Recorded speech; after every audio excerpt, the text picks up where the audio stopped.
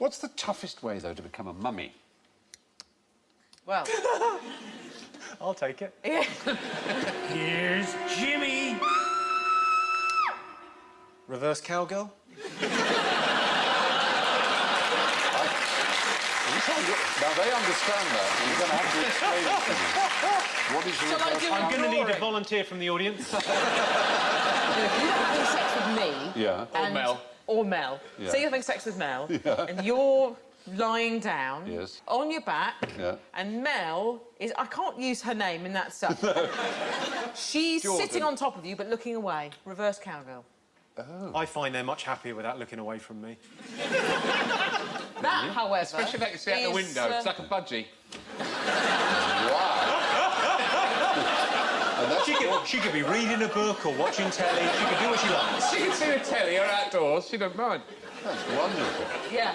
It's catch-up time for women, basically. So she's doing Sudoku or whatever? Yes, whatever you need to do. You just... Yes, you're thinking of making babies, aren't you? That sort of mummy, I realise now as well. Yeah. Can you turn yourself into a mummy? That's the point. Probably. Yeah, you could, couldn't you? Probably wrap yourself up in... Mummify yourself. Haven't you got to take your liver out through your nose? That's what they used to do, isn't it? They used to take the organs out through the mouth and nose. Well, the brain they would take out through the nose. They'd agitate it with hooks so that it turned into a liquid mush and then... yeah, I know. Worse than being buried alive? and then after that, they would kill them.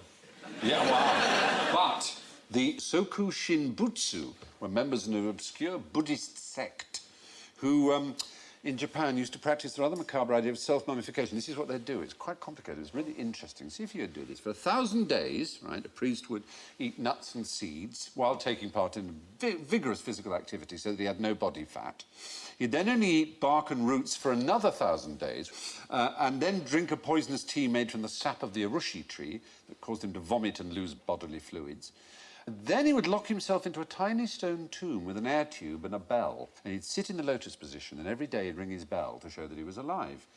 And when the bell stopped, the tube was removed and the tomb was sealed, and then other monks in the temple waited for another 1,000 days and then opened the tomb, and if the monk had succeeded in preserving his body in his death, he would be considered to have achieved the state of a truly enlightened Buddha. Who made up that game?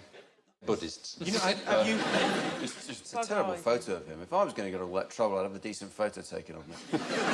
I like this because, I mean, a lot of people get away with thinking that Buddha is like the sane religion. Buddhists are normal and decent, but even Buddhism has weirdery beyond belief, really, I'm afraid. Yeah. They don't do it like that anymore, obviously, do they? No, it's now an illegal form of suicide. They have a webcam now, don't they? I think as a form of suicide, though, I think that should be promoted because, you know, if you jump off something high and land, it's all over very quickly. You've not been able to think it through. With that, you can sort of change your mind. You go, do you know what? I fancy a drink.